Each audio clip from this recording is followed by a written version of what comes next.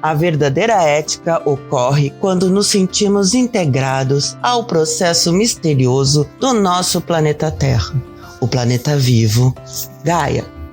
As palavras de Lutzenberger apresentam o programa Estação Gaia, da Circula TV. Olá a todos, bem-vindos a mais um Estação Gaia, aqui na Circula TV. No programa de hoje, estamos abordando um tema bem importante, que é 1 ano da enchente que assolou Porto Alegre no mês de maio de 2024. Foi a pior enchente desde a fatídica e histórica enchente de 1941. No programa de hoje, a gente faz uma análise do que aconteceu nesse último ano, o que foi feito, quais foram as medidas tomadas para que a gente não tenha novamente essa situação. Estamos reproduzindo um programa que trata com excelência esse assunto. O programa foi produzido pelo Farol Brasil e entrevista Roaldo Menegatti falando sobre esse assunto ao jornalista Mauro Lopes. A gente considera muito importante que se faça uma reflexão após 1 ano da enchente para que se evitem futuros problemas como esse num nível tão grande de devastação como foi a enchente do ano passado. Lembramos que o Estação Gaia vai ao ar sempre na última segunda-feira de cada mês, aqui na Circula TV.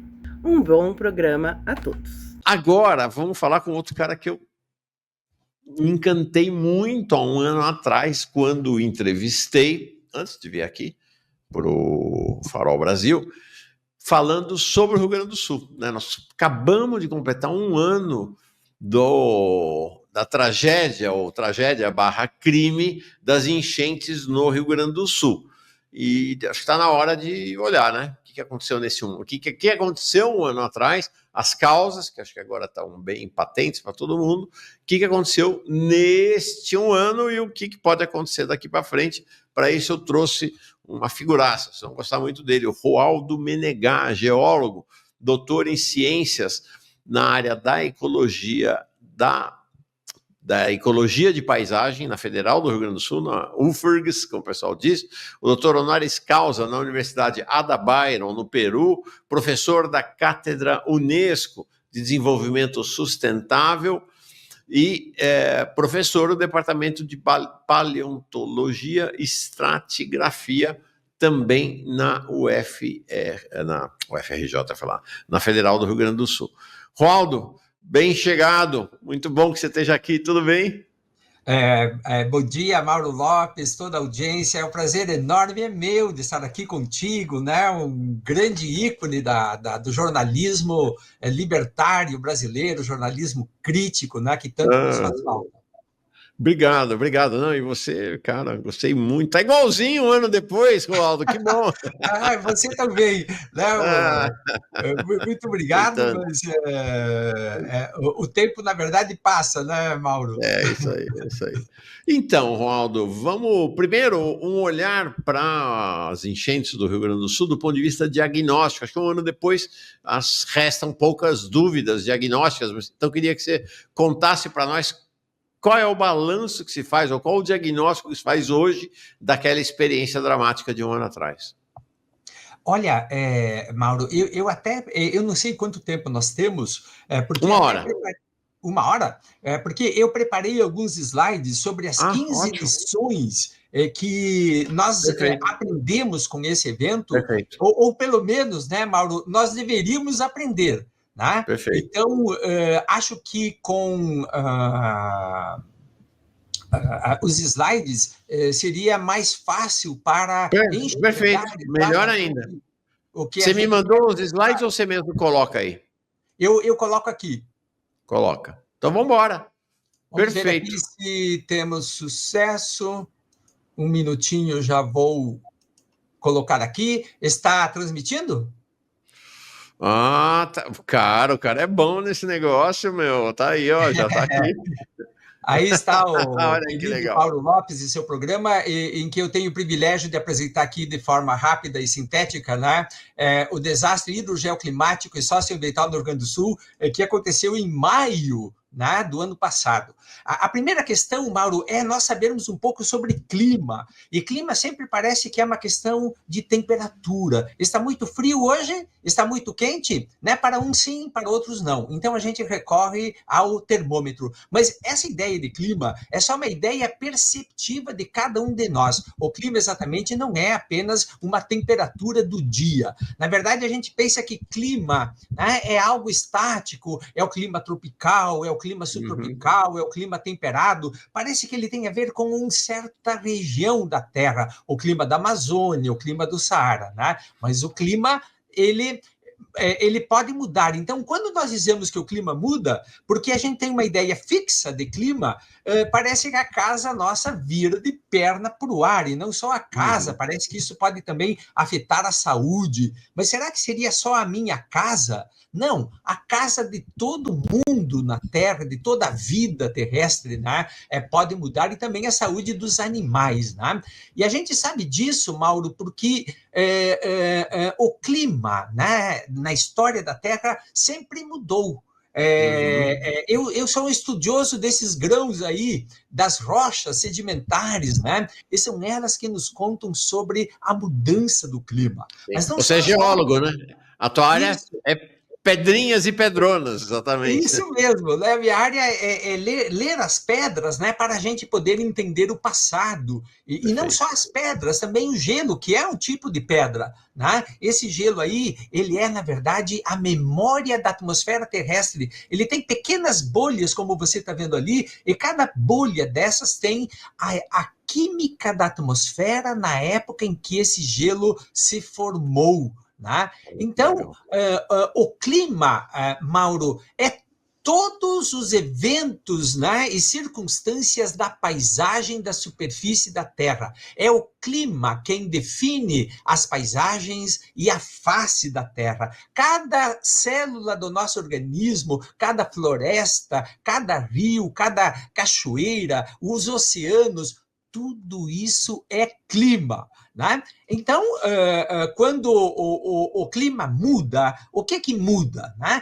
Mudam esses compartimentos da Terra e muda, Mauro, a proporção da água no estado sólido, líquido e gasoso. Então, se há um aumento da temperatura da superfície da Terra, né, as geleiras vão derreter. Isso vai fazer com que o nível dos oceanos se eleve e também haverá aumento do vapor d'água na atmosfera. Veja, Mauro, que para cada grau centígrado de aumento da temperatura média da superfície da Terra, a atmosfera, ela atua como uma esponja. Ela é capaz de guardar 11% a mais de vapor d'água, né, nesse céu aí que nos parece sempre meio inócuo. Né? Na verdade, 11% a mais para cada grau centígrado é muito, porque então as pequenas chuvas se transformarão em grandes chuvas, e as grandes chuvas se transformarão em tempestades, e as tempestades se transformarão em evento extremo.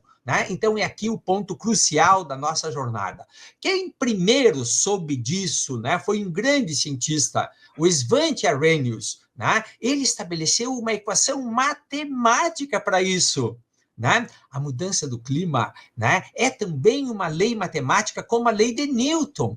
E a gente acha, então, que pode haver dúvidas sobre a mudança de clima. Não há dúvidas. Né? Na matemática não tem erro. Né? A aritmética, 1 mais 1 é 2. E na mudança do clima, então, o Arrhenius tem razão. Se aumenta a quantidade de gás carbônico na atmosfera, aqui medida desde 1958, né, que parte ali da ideia de que no período pré-industrial a concentração era de 280, hoje ela está em 424, ou seja, Mauro, a revolução industrial, as principais economias dominantes do mundo, né, em especial as economias capitalistas, elas adicionaram 144 ppm. Portanto, nós estamos na metade daquilo que é necessário para duplicar a concentração desde a Revolução Industrial e, com isso, aumentar a temperatura do planeta em 4 graus. Como anda a temperatura do planeta? Veja que no ano do desastre ali no Rio Grande do Sul,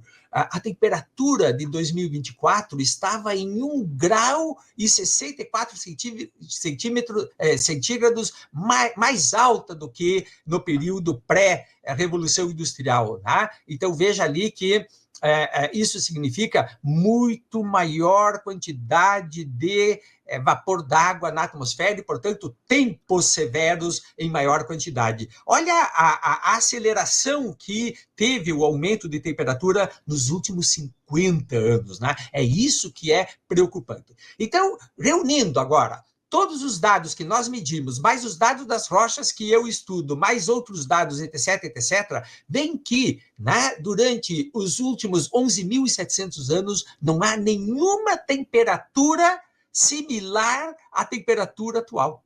Ou seja, a nossa temperatura atual de 1,64 graus maior do que a do período pré-industrial é uma temperatura que está para além dos últimos 12 mil anos, e, na verdade, Mauro, essa temperatura nós só vamos encontrar, talvez, né, há 100 mil anos atrás. Então, estamos, de fato, vivendo, né, um período bastante extraordinário, e isso vem mudar muito os nossos conceitos. Porque nós sempre pensamos que delicados são os pequenos sistemas, né? A vida na sua singeleza. Mas os grandes sistemas, como o sistema do clima, são igualmente sensíveis. Né? E a primeira lição, então, é esta, Mauro. Nós já estamos vivenciando a emergência climática. Né? Não só nós. Os pinguins ali, lá na Antártida, esses são os pinguins imperadores, eles estão aqui, essa colônia de filhotes, eles vão dar o primeiro mergulho no mar, o primeiro mergulho da vida deles. Eles sempre faziam isso muito próximos, né, das banquisas mais baixas ali na Antártida. Com o derretimento dessas banquisas, os papais e as mamães têm que ir muito longe para pôr ovos, e quando eles nascem, então eles se encontram nessa situação. Nunca eles pularam de tamanha elevação, né? São 15 metros aí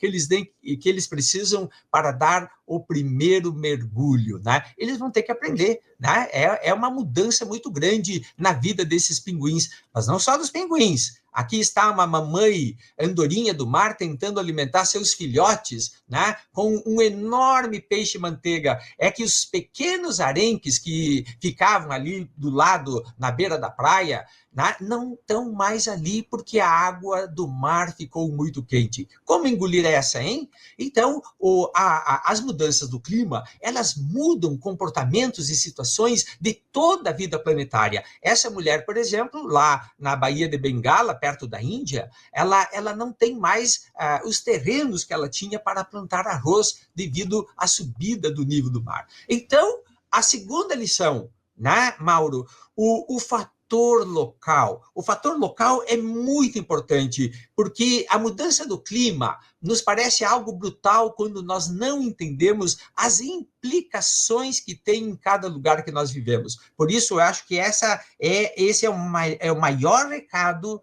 do desastre aqui do Rio Grande do Sul, é um alerta para todo o Brasil, para toda a nossa gente, né, que nós temos que entender o fator local. E o fator local são 5 fatores. Né? É o meteorológico, o geomorfológico, é o ecossistêmico, é a infraestrutura e é a defesa civil e educação. E aqui está a terceira lição que nós aprendemos no Rio Grande do Sul. Né? Nós, aqui no estado, Mauro, temos uma configuração meteorológica crítica que ela acontece de quando em quando e que agora vai começar a acontecer com maior frequência. Um desastre como o que nós tivemos, né, de 800 milímetros de precipitação em apenas 5 dias, ele poderá acontecer de novo dentro dos próximos 20 anos ou menos. Veja que 800 milímetros não é o máximo que o sistema pode atingir. Ele pode haver aí na frente, Mauro, uma precipitação de 1.200 milímetros em 5 dias, percebe? Então, a nossa situação no Rio Grande do Sul é bastante crítica, né? Porque esses aguaceiros, se eles caírem como esse do ano passado... Dá para voltar, Waldo? Claro. Porque, e aí, então, queria entender... Bom, em primeiro lugar, é o seguinte, está todo mundo chocado aqui. Parênteses, né? você já está contratado para fazer as apresentações todas aqui do Manhã Brasil. Sensacional a tua apresentação, todo mundo muito impactado com a qualidade de didatismo dela, realmente muito legal. Mas aí queria que você me explicasse por que é que o Rio Grande do Sul parece ser o epicentro dessas mudanças climáticas no Brasil, ou a maior vítima dessas mudanças climáticas no Brasil. Não sei se é essa tela aí que explica isso. Sem dúvida, Mauro. Muito obrigado por essa tua pergunta. Ela chama realmente a atenção. Por uma razão, entre aspas, simples, é que nesse paralelo 30, onde se situa Porto Alegre, o Rio Grande do Sul e toda a região, pode ser também o sul de Santa Catarina e também o norte do Uruguai, é uma faixa um pouco variável, acontece uma série de fenômenos de convergência. Nós temos aqui no Rio Grande do Sul e nessa região a convergência, né, da umidade que vem do Oceano Atlântico, lá equatorial, ali no norte. Vou aqui mostrar para você, né, esses ventos alísios trazem a umidade do Atlântico para dentro da Amazônia, se junta com a umidade da Amazônia, e essa umidade, então, é trazida pelos ventos para o sul. E aqui no sul, nós temos a confluência das frentes frias, que vem lá da Patagônia, com eventuais centros de alta pressão, como esse 4 aqui, que ficou paralisado na região sudeste do Brasil em 2024 e que, portanto, aprisionou num corredor toda essa umidade. Então, isso gerou, né, essa precipitação anômala de 800 milímetros em 5 dias. Além disso, Mauro, nós temos aqui a convergência das correntes frias das Malvinas com as correntes quentes que vêm lá da região tropical, também aqui, né, no litoral sul rio-grandense, né? Nós temos também toda a confluência aqui dessas regiões baixas de, às vezes, a alta pressão do Chaco com o Planalto aqui sul-rio-grandense, etc. E assim, então, nós explicamos essa configuração delicada aqui do Rio Grande do Sul.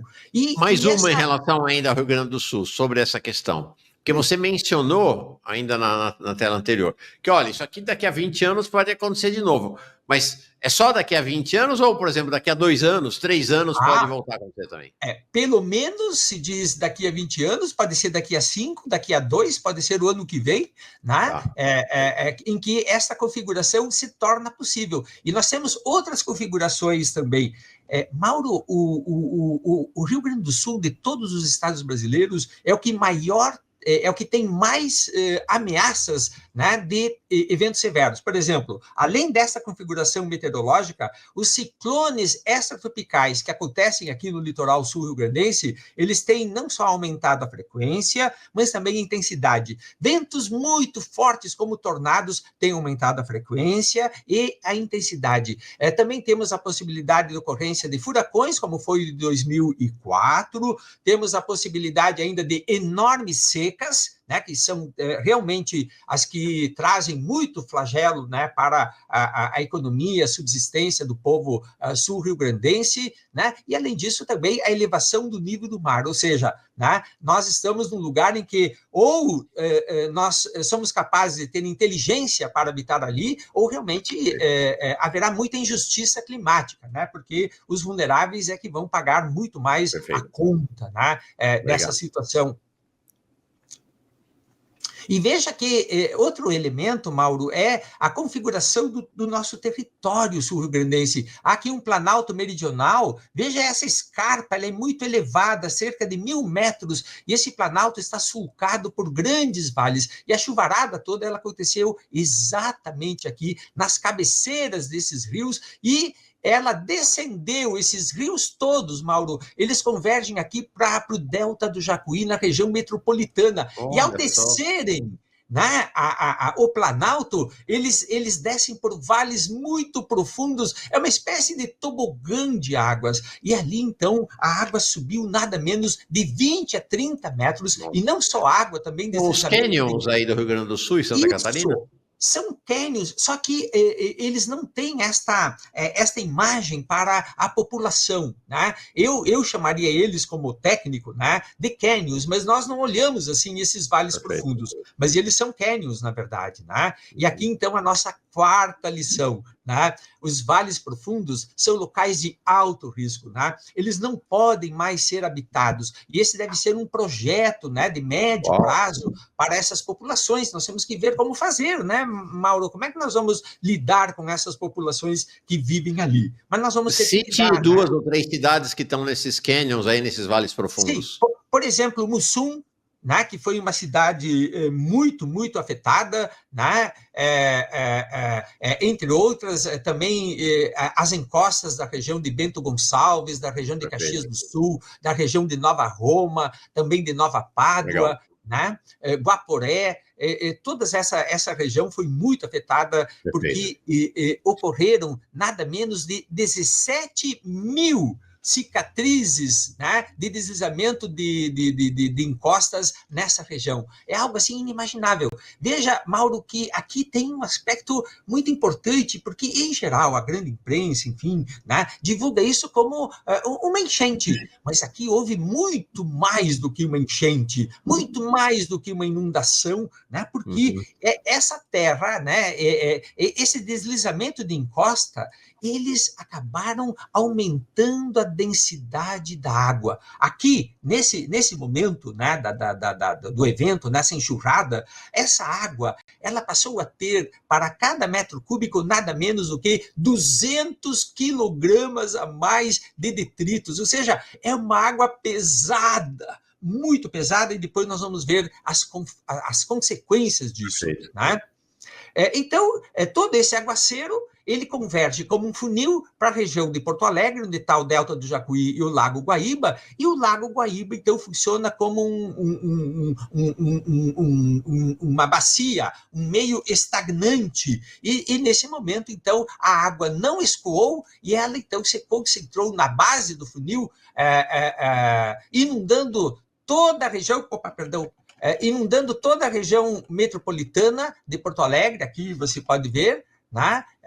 Formando, então, um lago com mais de 800 quilômetros quadrados, né, de extensão, impactando 4 milhões e meio de pessoas. Claro que impactando muito mais as mais vulneráveis. Então, aqui é a quinta lição. A região metropolitana de Porto Alegre se situa numa planície deltaica muito, muito suscetível a grandes inundações. O próximo tema é o ecossistêmico, né? Veja que toda essa região das cabeceiras, onde aconteceu a enorme chuva, é uma região que nos últimos 20 anos, pelo menos, tem sido muito ocupada, devastada para o plantio de soja. Os rios se tornaram meros canais de escoamento de água. E isso aumentou a erosão dos solos, e, inclusive, houve regiões em que o solo inteiro foi removido, né, mostrando ali a ossatura, né, da terra, que são as rochas, como nós vemos nessa imagem aqui inferior, lá nas cabeceiras do Rio Caí. E não só o plantio de soja, também nas regiões periurbanas, o aterramento de banhados, como aqui em Eldorado do Sul, que foi uma cidade muito afetada, praticamente 95% dessa cidade foi inundada, né? Mas aqui está a causa, que é a ocupação de banhados, ou seja, né? A sexta lição nos informa que a deterioração dos serviços ecossistêmicos da bacia contribuíram para a exposição da população ao risco. E essa deterioração teve como motivadores o desmantelamento do Código Ambiental pelo governo do Estado, governador Leite, né? E também teve como elemento propulsor o desmantelamento dos planos diretores urbanos. Ora, veja, Mauro, aqui é um traço muito interessante, porque, de um lado, o agronegócio, né, devastando as matas, né, e os banhados também, né? E, do outro lado, o crescimento urbano. Para onde é que as cidades vão crescer se os lotes agrários estão muito mais caros por conta do agronegócio? Então, as cidades, né, por conta do desmantelamento dos planos diretores, foram empurradas para as zonas ribeirinhas, expondo a população a um enorme risco, né? Então, isso tudo aumentou enormemente a vulnerabilidade. Por fim, aqui ainda, nesse aspecto... Não, né? não se apresse não, viu? Tá todo mundo tão maravilhado com a tua apresentação, temos tempo. Bom, então Vambora. tá, vamos embora, então. Vambora, sem pressa nenhuma. Ok. Então, um outro aspecto muito importante que devemos aqui sublinhar é que, no último período no estado do Rio Grande do Sul, houve um enorme desmantelamento da infraestrutura. Eu estou falando da privatização da Companhia de Energia Elétrica, da privatização da Companhia de Abastecimento de Água. Mas não só. Vou ilustrar todo o desmantelamento do Estado e dos municípios em termos do que aconteceu em Porto Alegre. Ora, vejam, por conta do esforço dos nossos bisavós com a enchente de 41, Porto Alegre é a cidade que tem o maior sistema de prevenção contra inundações e enchentes, né? Que é esse sistema que você está vendo ali. Nós temos 24 quilômetros de diques externos, esse que margeia aqui o corpo d'água, e mais em torno de 40 quilômetros de diques internos, que acompanham os riachos para dentro da cidade, né? De forma que é um sistema robusto, com 24 casas de bomba, esses quadradinhos em vermelho aí. Então, o que deveria Porto Alegre era, então, a nossa Holanda, né? Isso, nós somos uma cidade muito bem protegida. Houve muita luta, Mauro, lá, a partir de 41, da enchente de 41, muita luta para se conseguir um sistema desses. Nós sabemos como no Brasil, né, essas obras só se conseguem com luta social. Não, isso não é um simples planejamento, né, da tecnocracia. Não é? E é isso que devia ter acontecido, então, na última enchente. Veja, as águas deveriam ter sido detidas pelos diques externos, né? E não foi o que aconteceu. Aqui você vê uma seção do dique, os diques externos eles têm nada menos de 6 metros de elevação, e a enchente ela atingiu uma cota, né, de 5 metros e 35 centímetros. Ela não teria ultrapassado os diques, né? Bingo, foi assim, excelente esse projeto dos engenheiros lá da década de 50 e 60, mas, né, a água entrou. Por onde ela entrou? Pelas comportas, né? Ela entrou pelas comportas porque elas simplesmente não estavam adequadamente vedadas, não houve manutenção, e a cidade, então, inundou, né? E aqui é a nossa 7ª lição. O sistema de proteção deve estar sempre 100% funcional e testado. Né?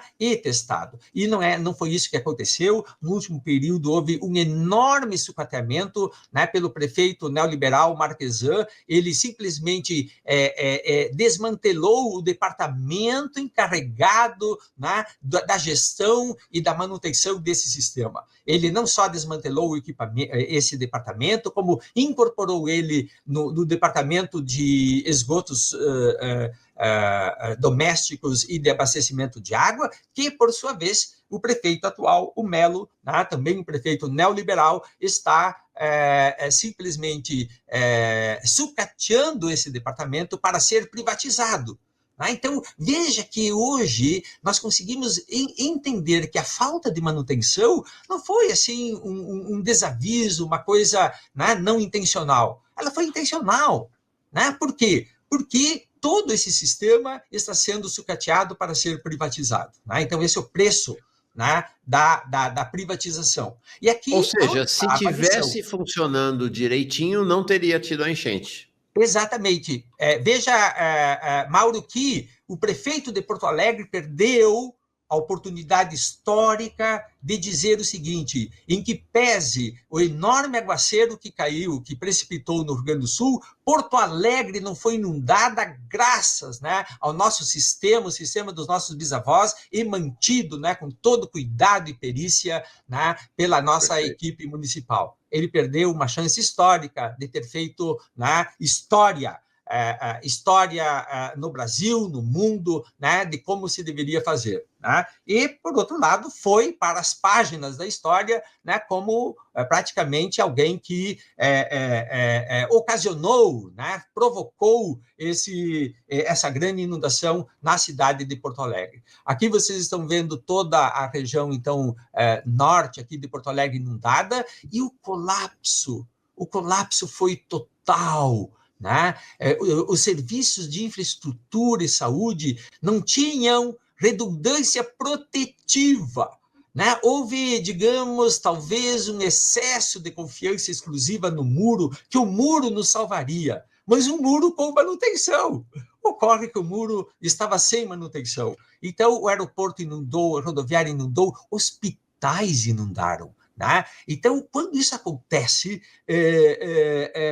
não há como fazer resgates, não há como fazer, digamos, um plano de emergência, porque, junto com o colapso da infraestrutura, faltou luz, faltou água, né? O serviço de abastecimento da água colapsou, né? Faltou abastecimento de comida, todas as vias, praticamente, de saída da cidade foram, então, interrompidas pela inundação. Porto Alegre ficou literalmente ilhada, né? Numa situação muito crítica e, claro, para uma ampla parcela da população nas regiões inundadas, numa situação muito crítica, uma situação desesperadora, porque, né, durante a enchente, vejam, numa sexta-feira, né, quando estava acontecendo já a inundação, o prefeito Melo, ele disse que, no dia 4 de maio, sábado, né, ele disse que não haveria inundação no bairro Sarandi, um bairro que fica aqui na zona norte de Porto Alegre. No sábado, contudo, às 7 horas da manhã, o prefeito mesmo vai anunciar que estava inundando aceleradamente toda a região norte de Porto Alegre. Então, a população que ia sair de casa no sábado, porque estava começando a inundação, ela não saiu. E no domingo de manhã, então, houve uma correria, um desespero da população. E assim foi, então, todo o período, né, que vivemos nesse drama que durou 45 dias. E aqui a nona lição.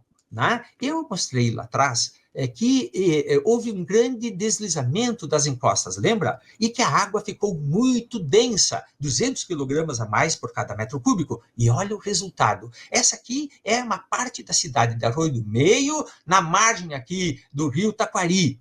Essa cidade não foi simplesmente inundada. A inundação, veja bem, a água, ela ocupa a cidade, ela sobe de nível, ela vai, claro, manchar as paredes, vai deteriorar os móveis, etc., etc., mas quando a água baixa, a casa permanece ali. Aqui, as casas não permaneceram, elas foram erodidas pelo fluxo denso daquela água lamacenta. Então, isso é um aspecto muito importante, porque esse evento ele foi muito mais complexo do que uma inundação. E aqui um grande problema, Mauro, né? Porque as pessoas que estavam ali vivenciando esse momento e que moram ali há muito tempo, eu me lembro de uma frase que um senhor de 60 anos, né, ele disse, isso a gente depois teve a oportunidade de saber, né, ele disse, não tem problema, esse é o Taquari, eu conheço ele, nada demais vai nos acontecer. E exatamente a casa dele foi erodida, né,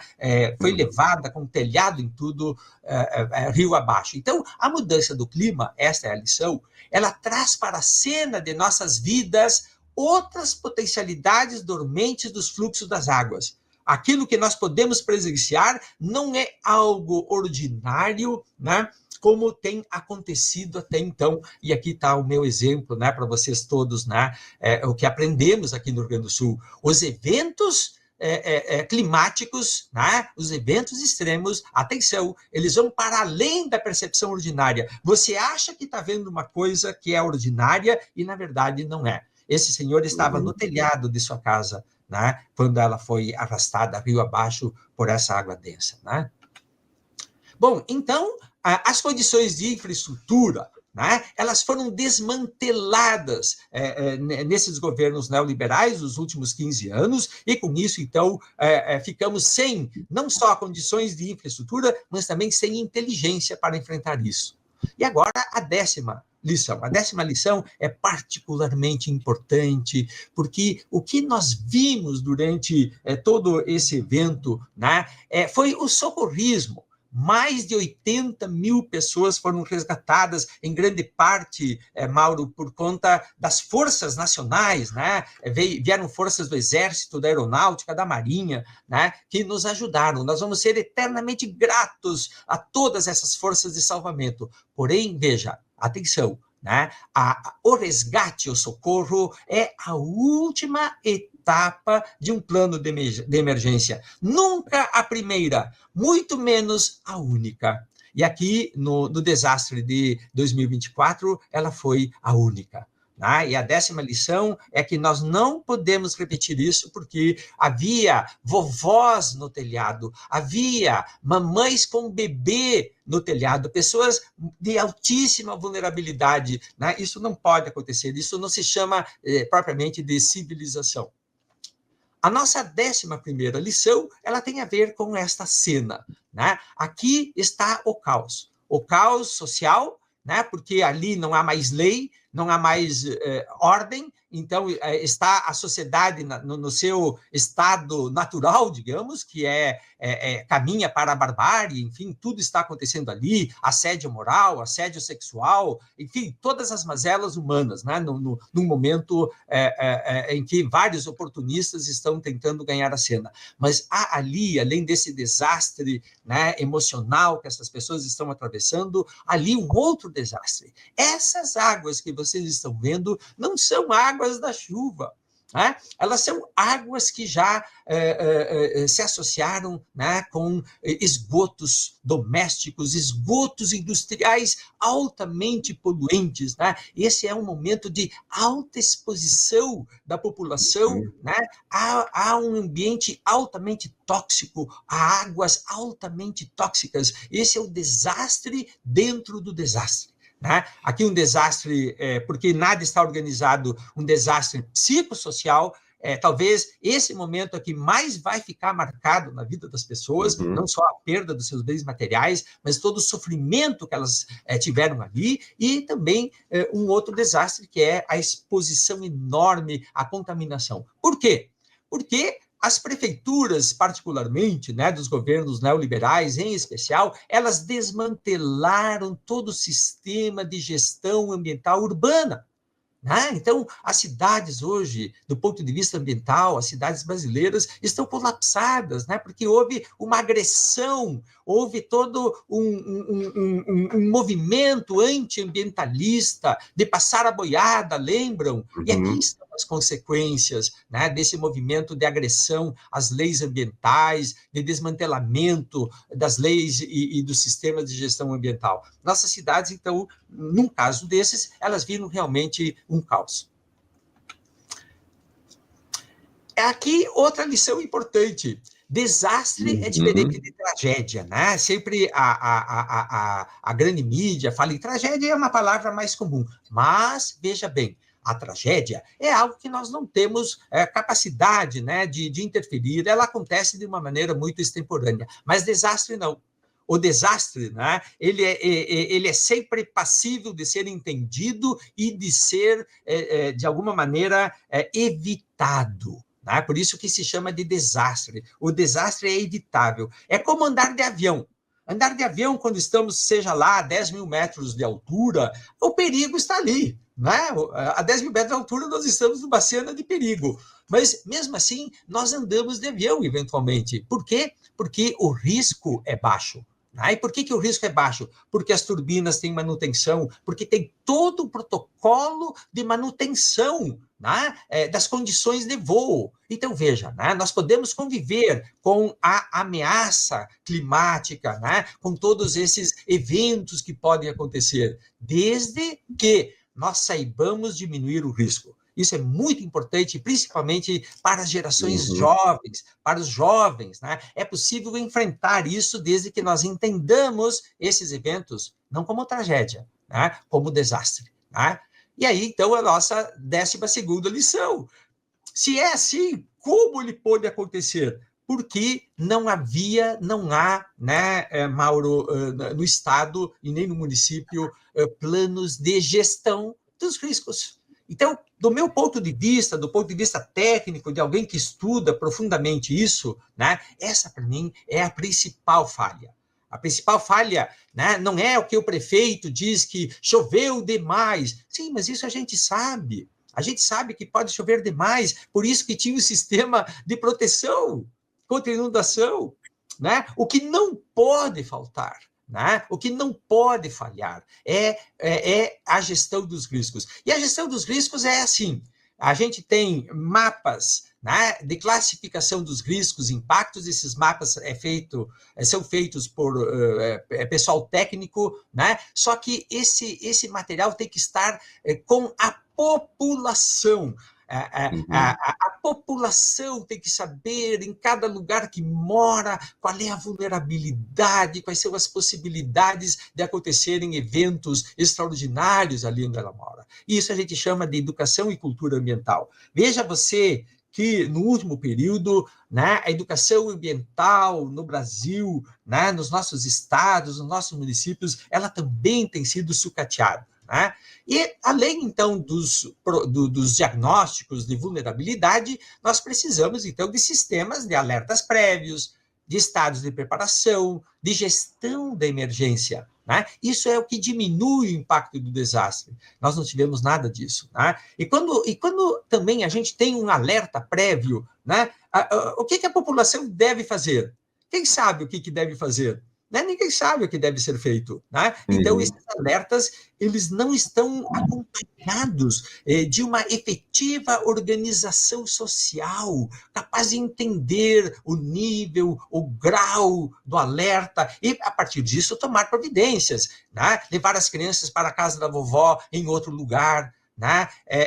Cuidar das pessoas mais vulneráveis e já transferi-las de forma preventiva. Então, há uma série de coisas que nós podemos fazer com os alertas prévios, né? Que vai diminuir muito os impactos. E, além disso, muito importante, né? É preciso que hajam compromissos políticos das nossas instituições, não só das prefeituras, mas da Câmara de Vereadores, que hoje são transformadas assim em cenáculos absurdos de discussões secundárias, né?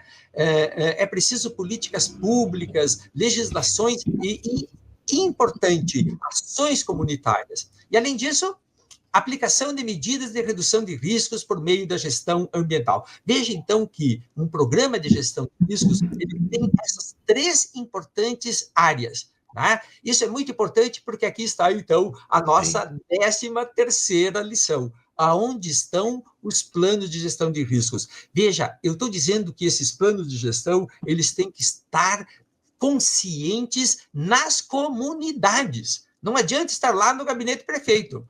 O prefeito aqui vai dizer, não, mas nós temos um plano de gestão. Sim, mas está lá na mesa dele. São 50 folhas.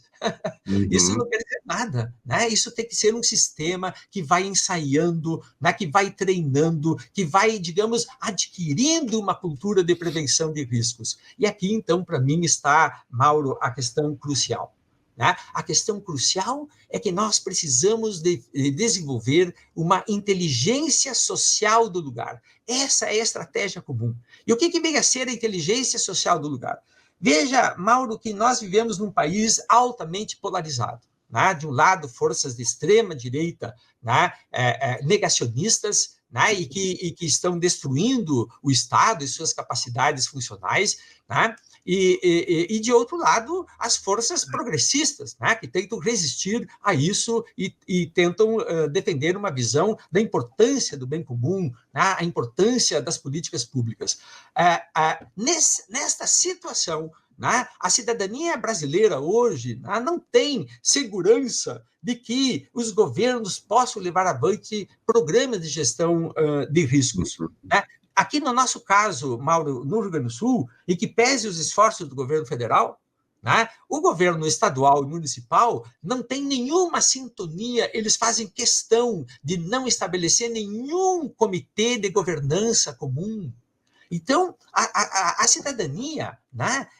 Como é que ela vai se portar diante disso? Nós não podemos mais esperar. Nós precisamos, se quisermos sobreviver no século XXI, enfrentar essa situação que está ali, nós precisamos desenvolver uma inteligência social do lugar, que ela é basicamente constituída pelas escolas, pela comunidade escolar, pelas equipes do SUS, que é uma equipe sempre muito interessante, né? Por associações comunitárias, sindicatos, pelas organizações sociais, né? Isso tudo nós temos que reunir no lugar, ali na comunidade, para que ela desenvolva, então, essas estratégias. Eu imagino, Mauro, que para isso tudo, é muito importante, para sairmos de uma situação de alta vulnerabilidade por uma gestão de riscos no médio e longo prazo, nós precisamos, né, das universidades. As universidades públicas, em especial, né, elas têm o dever, né, de ir ao encontro da sociedade. Nós precisamos desenvolver programas de extensão. As universidades, até aqui, na história brasileira, elas sempre foram muito aliadas à indústria. É preciso, nesse momento crucial, que as universidades sejam aliadas à sociedade, de suas comunidades. E como fazer isso? Por meio dos programas de extensão, aonde nos municípios, lá nos fundões do Brasil, né, e do Rio Grande do Sul, aqui em particular, as universidades, os institutos federais, junto com prefeituras e comunidades, possam ter um escritório de apoio aos municípios, aonde ali, então, teremos uma produção do conhecimento no contexto de seu uso. Para mim, esse é o principal ponto para fazer uma virada cultural que nós precisamos na sociedade brasileira para entender esse momento que nós estamos. Essa é a 15ª, então, lição em que nós podemos realizar no que eu estou chamando, né, de reestruturação dos territórios de transição climática. Nós não temos que produzir uma ideia de que vamos voltar ao normal. Não, nós vamos voltar para uma situação em que nós precisamos fazer essa transição de rever o modo como nós ocupamos nossas cidades, nossos territórios, né? Produzindo novos tipos de conhecimento, novos tipos de visões de uso, né, da paisagem, do território, e com isso ter novas opções, inclusive econômicas, né? Aqui, para mim, estaria um importante papel que as universidades podem ter, do tipo quase como aquele que teve o projeto Rondon no passado, né? Que foi levar saúde lá para os fundões do Brasil. Hoje não é mais a saúde que é a questão hoje são questões técnicas, questões relacionadas com o clima, com o uso do território. Assim, os territórios de transição climática, eles são diferentes para cada caso. Não há uma receita comum, não há uma bula, né? Não há um projeto que você vai lá no exterior, como fez o governador do estado, foi lá na Holanda para ver os projetos da Holanda. Não, nós temos que ver as nossas comunidades aqui, a situação que elas estão aqui. Nós temos situações que são exclusivas nossas, né? E isso, então, tudo significa desenvolver a inteligência social do lugar. Né? E essa inteligência, ela traz consigo, então, uma visão integrada dos geossistemas, dos ecossistemas, dos sistemas humanos e de saúde. Né? Nós precisamos olhar agora tudo isso junto. Sobreviver no século XXI não é mais apenas garantir um emprego, não é mais apenas garantir renda. Sim, isso tudo mais além. Devemos também garantir, né, segurança para a vida, né, não só para a nossa, mas também de outras espécies, no lugar em que nós vivemos. Por isso, nós precisamos um novo pacto com a Terra, né? E esse pacto é necessariamente um pacto social, né? Ele tem a ver conosco, com a maneira como nós também nos organizamos enquanto sociedade. Joaldo Menegatti, que é isso que você trouxe para nós, homem? Que apresentação maravilhosa, todo mundo muito extasiado, chocado, realmente. Que aula. Está aqui o nosso Leandro Fortes, que apresenta junto com a Thalita o Noite Brasil. Que aula fantástica. O Silvio Naves diz que ministro do meio ambiente ele seria. O José Esper falando, as universidades como força necessária de transformação. Isso. O Max Christian Frauendorf, mestre Roldo Menegatti, presença necessária, obrigado Mauro Lopes e Manhã Brasil, Jones e Maxwell, Flávia Paiani. E muito importante trazer e valorizar a questão ambiental, que muitas vezes é secundarizada, inclusive pela esquerda. Leonardo Paixão, parabéns pela aula, professor. Qual mudança precisamos ter no currículo das escolas estaduais, então aí não nas universidades, né? Considerando o atual projeto nefasto do empreendedorismo juvenil previsto na Base Nacional Curricular. E o Diego lembra, né? O Departamento Municipal de Águas e Esgotos de Porto Alegre só comunicou o colapso da casa de bombas quando a água já estava inundando a Cidade Baixa, o Menino Deus, no dia 6 de maio, e aí foi uma evacuação caótica. Te entrego todos esses comentários, apreciações e indagações para mais uma rodada. Waldo, por favor. Muito obrigado, Mauro. É um prazer. Preparei isso especialmente para o teu programa, para ti. Nossa, né? Homem, que honra. Obrigado. Estou lidando aqui com um jornalista de primeira classe, né? Puxa, obrigado. Que preza uma informação muito bem articulada, muito bem pensada, né? E é isso que nós precisamos, de fato, nesse momento, na imprensa brasileira e na sociedade.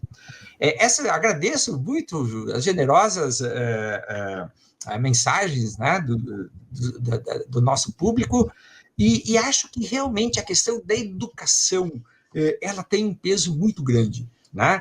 Porque a nossa educação ela está, em primeiro lugar, descontextualizada. Ela não ensina sobre o lugar. O que é educar? O que dizia Paulo Freire, né, sobre educar? Educar é tornar cada um de nós capaz de ler o mundo que está à nossa frente. Essa é a importância da educação, né? E nesse momento em que o clima, as mudanças climáticas, elas trazem mudanças para cada lugar em que nós estamos vivendo, né? Nós precisamos, então, fazer com que a educação consiga produzir, né, nos educandos, uma capacidade de ler o mundo. E essa capacidade diz respeito a ler o meio ambiente, mas muito importante, ela também diz respeito à necessidade de convivência, né, com a comunidade onde nós estamos inseridos. Então, nós precisamos de uma educação muito mais comunitária, muito mais ligada à sua gente e ao seu território. Em Porto Alegre, durante um certo tempo, eu desenvolvi, durante 20 anos, na verdade, Mauro, eu desenvolvi nas escolas municipais, em 37 escolas, um projeto incrível que se chamava introduzir laboratórios de inteligência do ambiente urbano. Foram em 37 Você estava em alguma função estadual, municipal ou apenas? Todas municipais, né?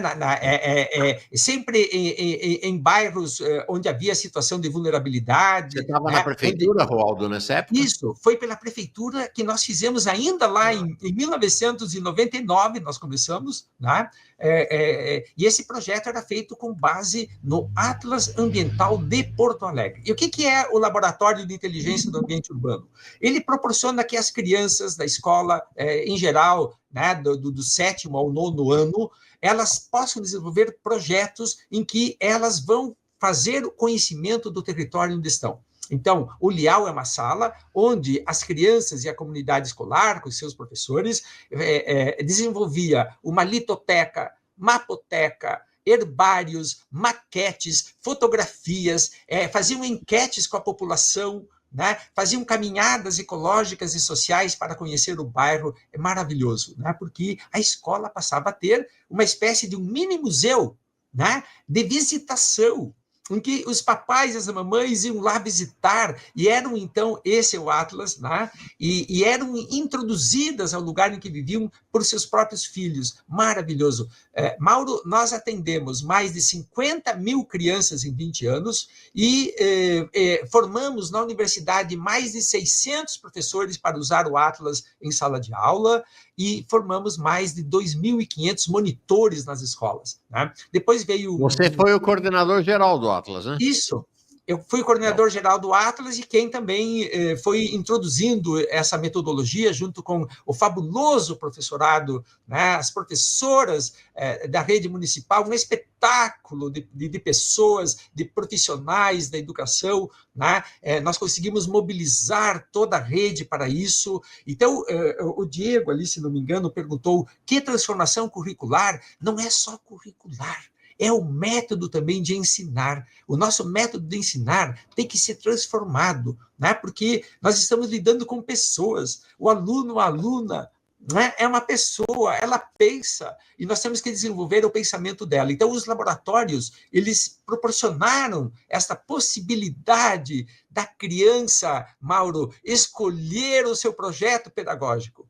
Né? Todos nós, quando entramos na escola, temos vontades, temos desejos de conhecer coisas, né? Isso é desenvolver o projeto pedagógico. O Lial era um espaço, então, em que as crianças que mais gostavam de rochas, né, iam lá desenvolver litotecas, que gostavam de animais, iam lá fazer, né, a mapoteca, um repertório de coleção de imagens de animais, classificar os animais que ocorrem ali na região onde vivem, etc.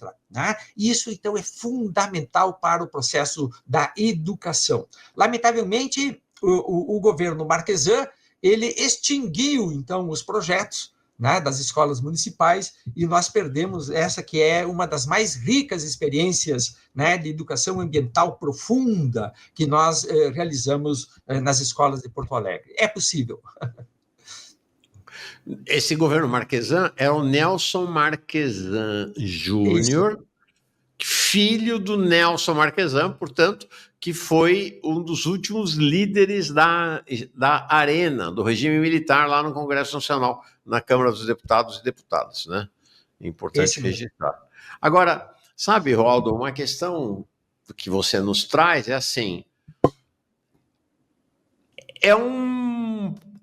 o que transformou Porto Alegre e o Rio Grande do Sul e Porto Alegre no epicentro dessas catástrofes climáticas foi um processo extremamente complexo. Né? Você mostra lá Amazônia, você mostra América Latina, você mostra o sul do continente, você mostra o oceano, ou seja, é um processo extremamente complexo. Portanto, a resposta a um problema complexo também deve ser uma resposta complexa. Imaginar que haverá uma resposta simples, negacionista, simplificada a um problema tão complexo é uma ilusão, né? Só vai alimentar mais e mais tragédias, né? Sim, Mauro, aí está realmente uma questão muito importante, você é muito sagaz. Essa resposta complexa, do meu ponto de vista, ela envolve 3 grandes estratégias. A primeira estratégia é a estratégia logística e de recuperação, né, de reconstrução. Reconstruir melhor do que antes, né, e reconstruir para a emergência, que pode ser, como comentamos, né, amanhã, ou no ano que vem, ou daqui a 5 anos. Então, nós já devemos ter em mente que estamos, né, numa outra situação. O que aconteceu no último ano sobre essa primeira estratégia? Né?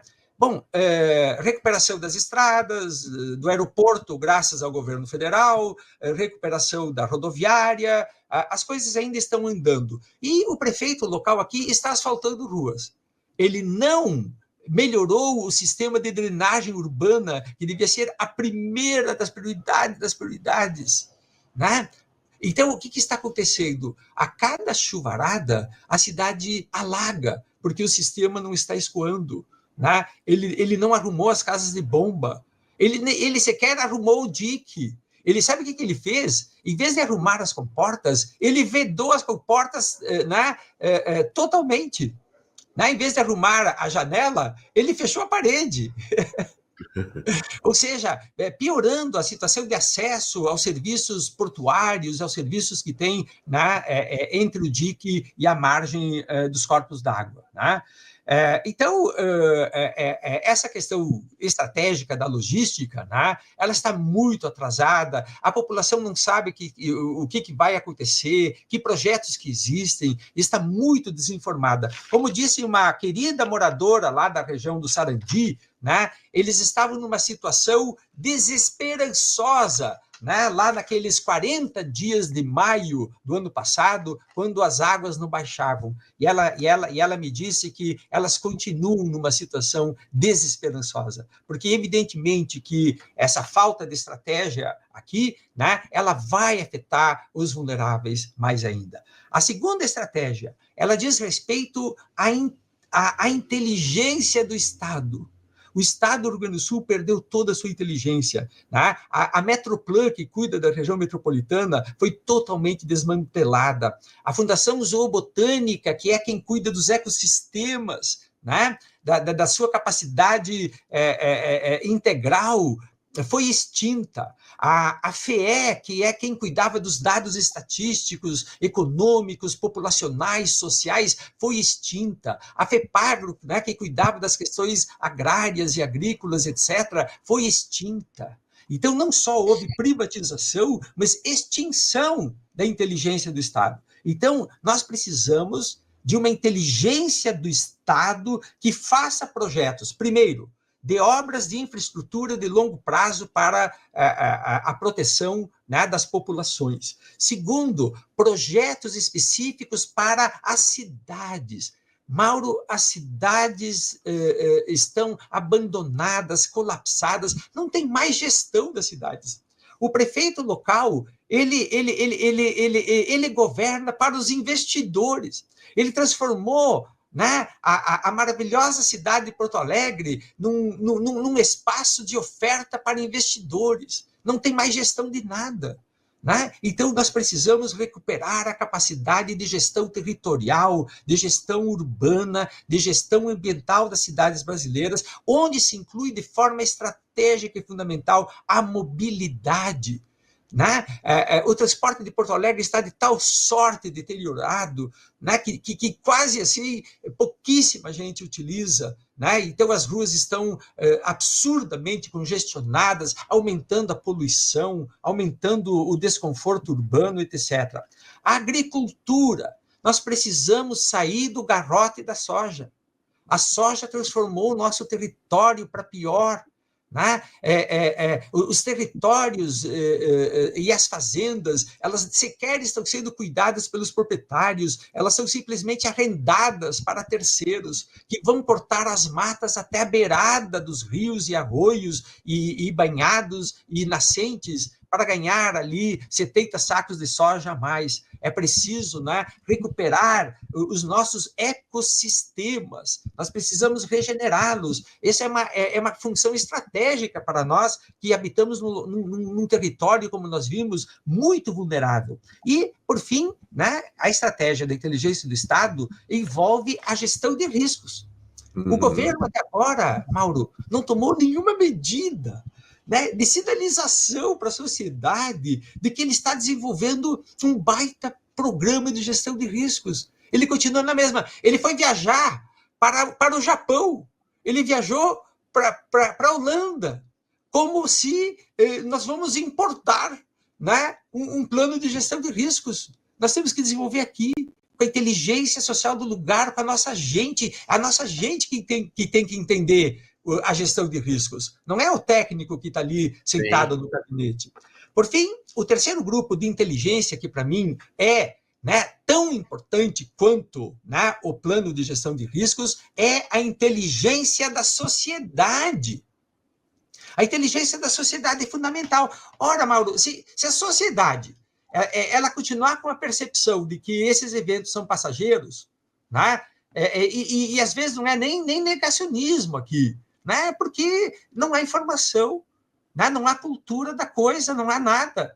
Né? Então, nós precisamos ter clareza do desenvolvimento de uma inteligência da sociedade que passa pela educação, mas não é essa educação aí, que passa por uma educação, né, vinculada às comunidades, à inteligência social do lugar, que passe, Mauro, por um novo tipo de formação universitária. Quem são os profissionais, eu pergunto, que vão reconstruir melhor? Quem são os profissionais que vão desenvolver programas de regeneração? Né? Quem são os profissionais que vão trabalhar com as comunidades para terem, né, um plano de contingências e segurança? Nós não temos. Nós não temos esses profissionais. Aonde se aprende gestão de riscos nesse país?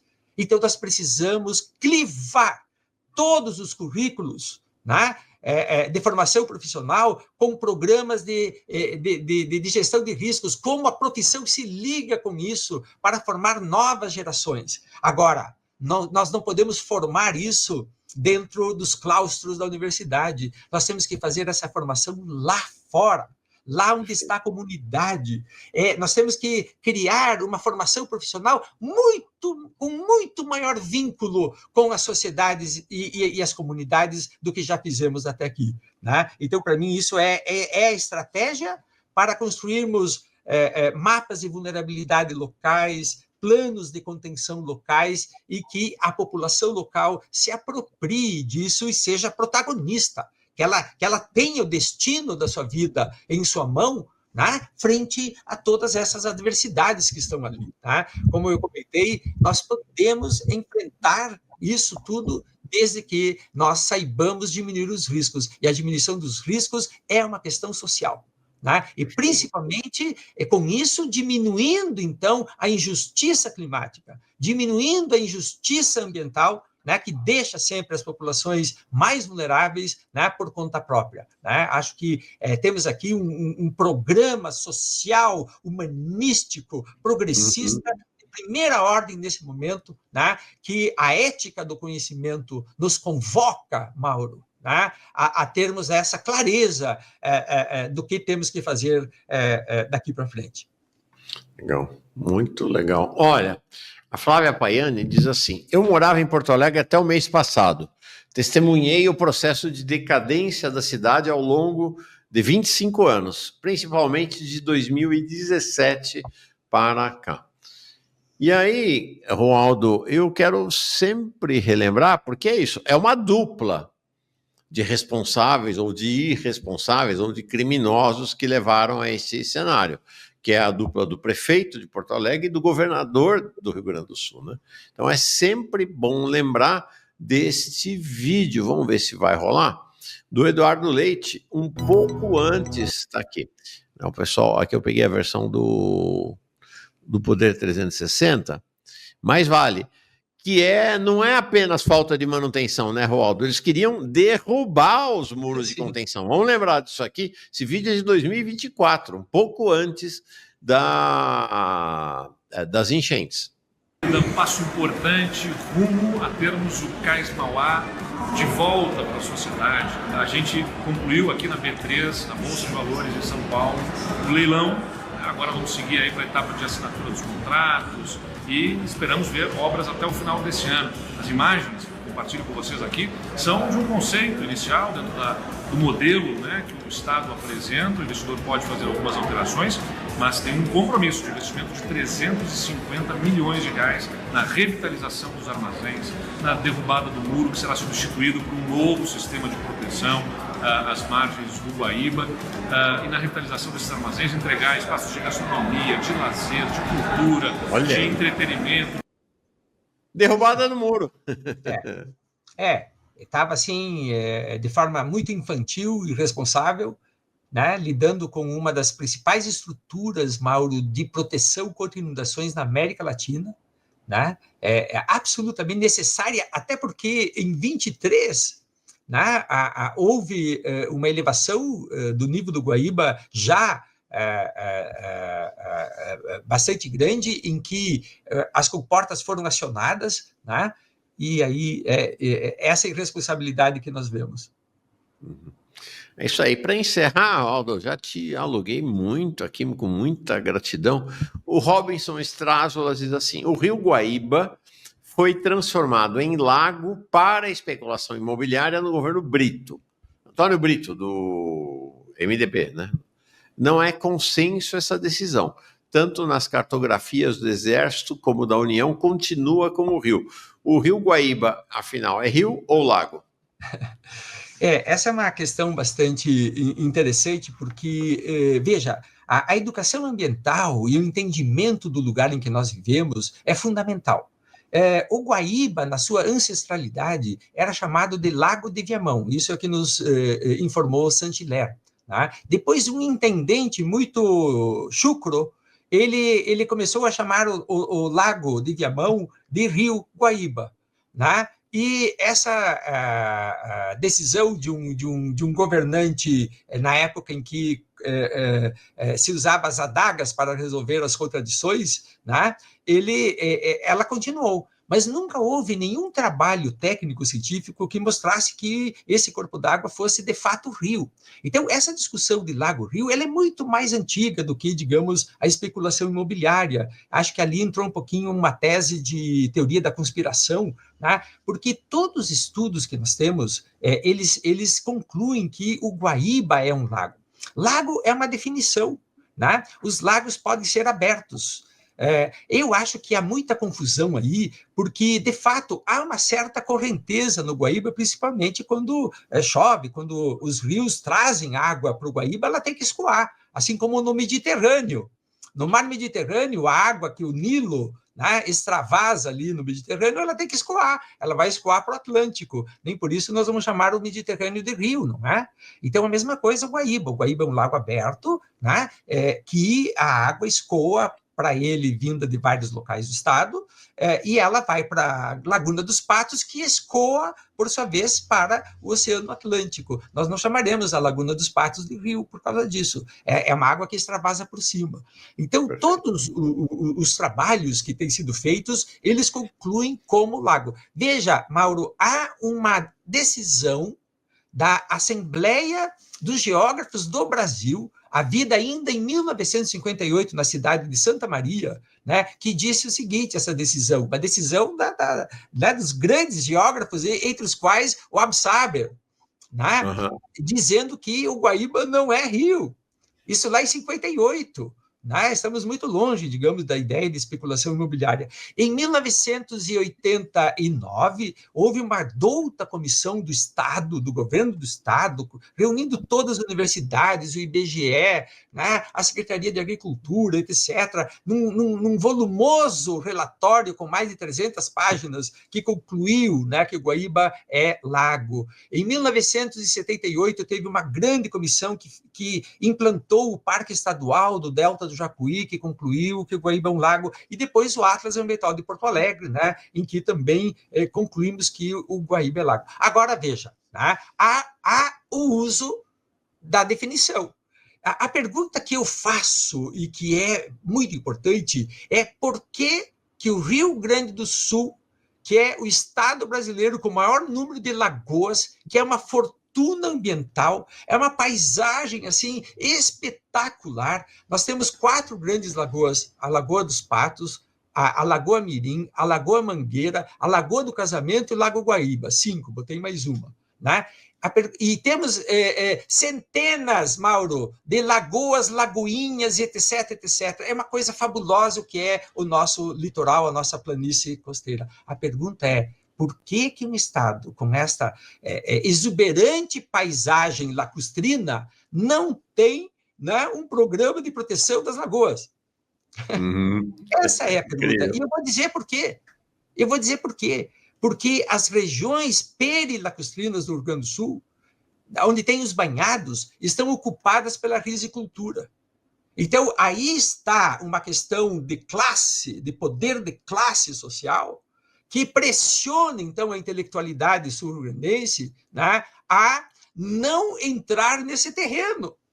Porque se o Guaíba é lago, e nós precisamos, claro, ter uma proteção para esse lago, por óbvio, né? Nós precisamos para todas as lagoas do Rio Grande do Sul, e aí, então, nós vamos bater de frente com, digamos, um manejo, muitas vezes, quando não sempre, inadequado dos nossos recursos lacustrinos, né?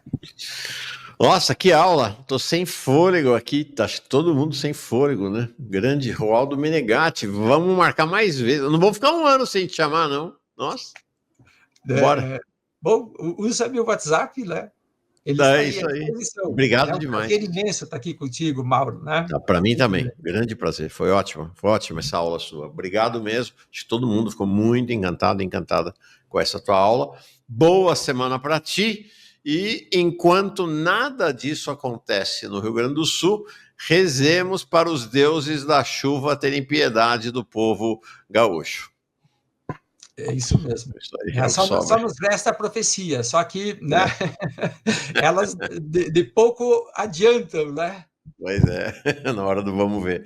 Obrigado, Aldo. Boa semana para ti. Abração. Olá, encerramos então mais um Estação Gaia. Quero agradecer novamente ao Roaldo Menegá e Mauro Lopes por permitirem reproduzir o programa Um Ano do Desastre do Rio Grande do Sul e Risco de Nova Tragédia. Para então fecharmos o programa de hoje, eu quero ler uma crônica que eu escrevi, que é Chove, Chuva, Chove Sem Parar. Tuca é o apelido da pessoa que faz o serviço de faxina na minha casa. É uma mulher jovem, bonita, com olhos verde esmeralda. É frequente entabularmos longos papos, quando abraçada na vassoura ou enlaçada no aspirador de pó, interrompe a labuta e, curiosa, ouve minhas histórias e timidamente fala da sua vida. Com o desastre socioambiental de maio de 2024, a cidade que Tuca vive foi a mais atingida e fiquei sem contato com ela, creio que uns 40 dias. Tentei muitas vezes saber notícias, enviando mensagens, buscando informação nas agências de atendimento aos flagelados. Semanalmente fazia o depósito da sua remuneração. Depois de um mês, aparece uma mensagem que está vivendo em um abrigo de uma cidade próxima e explica que é muito difícil a comunicação, porque sem energia elétrica não tem como carregar o celular. 2 semanas depois surge a Tuca. Seus olhos verde e esmeralda estavam sem o brilho de sempre. Dessa vez nos sentamos para conversar. Me conta que saiu de casa com água pelo pescoço. Ela e o marido colocaram os 3 cachorros e a gata em bacias e se dirigiram a uma escola próxima. Lá ficaram por 3 dias com a roupa do corpo molhada, até que um caminhão do exército os levou para um abrigo. Chorando, me conta que conduziu o filho adolescente para o resgate de helicópteros, com a orientação de ir para a casa de uma tia. Como as naves não trafegavam carregando animais, o casal optou por encaminhar o rapazinho e ficar para salvar seus pets. Acontece que passou 2 dias sem notícias do filho. Em prantos, me diz que foi o pior momento. Relata que o trajeto no caminhão do exército foi terrível. Pensou que iam morrer, pois a água era muita, desorientava a direção, o carro, e por várias vezes saíam da estrada, com risco de virar o caminhão. As perdas materiais incalculáveis. A casa exige reforma, o carro ficou em péssimas condições, os equipamentos e utensílios domésticos, bem como roupas de cama, de banho, foram perdidas. Agradece a solidariedade que recebeu tentando amenizar o descalabro. Expõe o sofrimento vivido, que nem sempre é falado. Conta sobre a insônia, os acessos de choro e o medo da chuva. Obrigada. O planeta Terra é um ser vivo, um ente vivo com identidade própria, único de sua espécie que conhecemos. Assim, com esta frase de Lutzenberger, encerramos mais um programa Estação Gaia aqui na Circula TV. Nos encontramos sempre na última segunda-feira de cada mês. Se inscreva no canal para acompanhar a nossa programação.